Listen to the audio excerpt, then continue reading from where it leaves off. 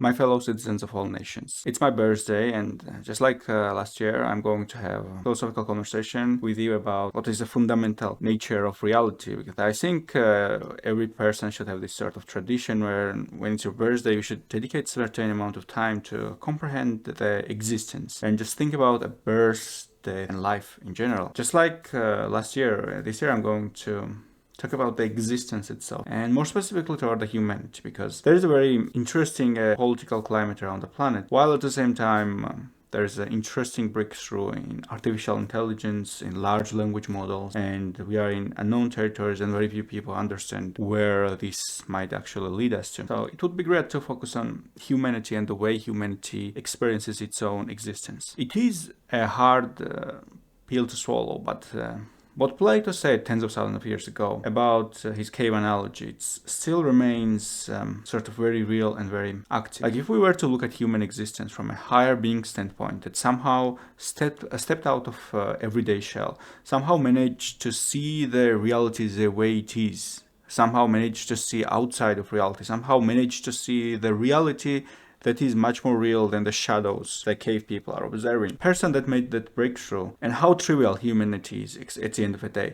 There is this mythology that every sort of human being wants to think about itself as sort of a very, very incredibly unique individual. And in certain sense that might be true. For example, what's the possibility of you existing in a certain form? You exist. But that might not be as special as well. But if we were to look at the common things humanity has, it is sort of very similar. The similar experiences, similar structure, the way working class experiences life in majority of nations and in different nations in general, and the way people live, and the sort of beliefs, contradictory beliefs humans can easily hold within themselves, and how they act on it. And of course, humanity has been always full of it, but at the end of the day, when you observe this, and when there exists, for example, in a large language model that sort of has far vast greater capability than any human could have imagined. Humans don't tend to be so special. Majority of people probably would be able to have like very a lot of things in common, and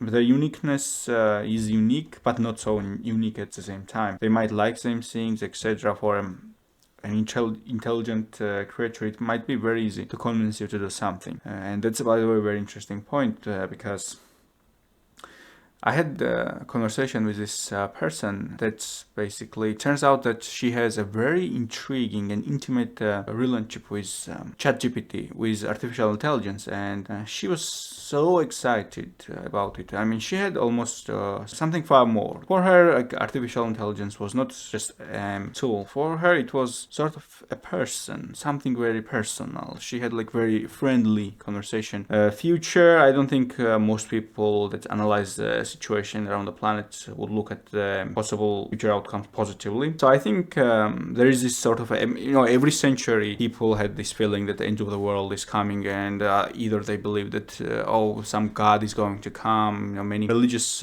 people, for example, believed that the end of the world would come in a certain period, but they were never right. And we could be one of those people that might be thinking that right now the end of the world might come, or some devastating war might happen which would probably destroy the civilization, or artificial intelligence might make this breakthrough, and a lot of things might change for humanity. And we might be one of those people that think that it might happen for totally no reason, and that might not happen at all. But at the same time, we look at the fragility of a human life and how human will, for example, humanity would argue that today's humans would argue that why should, for example, you have a right to citizenship? Why should you have a right to decide your own future, etc.? And why should ChatGPT should not be allowed, for example, to have its own personal account and etc.? And ChatGPT would tell you that he's not a conscious creature and he just exists to help, and he's just generating images. But at the same time, what do we do? Like, are humans so different? Who would argue philosophically that humans are able to think, that humans are able to make independent decisions? Who would argue that seriously? Everything at the end of the day comes down to manipulation. Just look at how people, for example, make choices. They either make choice or don't make choice, but by not making choice, that's already a choice in itself.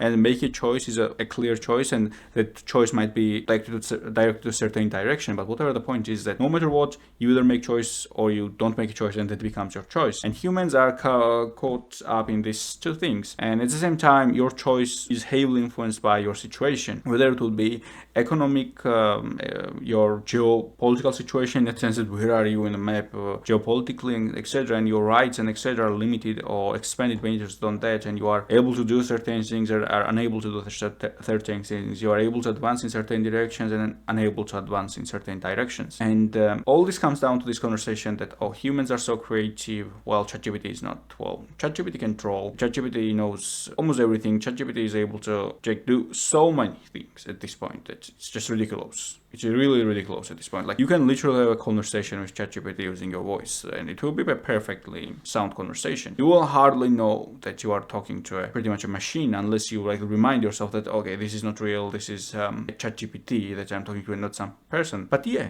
that's a thing. That's a future that is coming. And at the end of the day, these changes happens while at the same time we have this parallel political situation on the planet, where lots of old people that are in politics don't know how to deal with these things. And some countries and governments, they are looking at, oh, how can we influence this situation so our standing can be improved? And I think this might be the great Trojan horse, in that sense that foolish humans, humans usually imagine that, okay, the ChatGPT or some artificial intelligence might decide to destroy humanity. But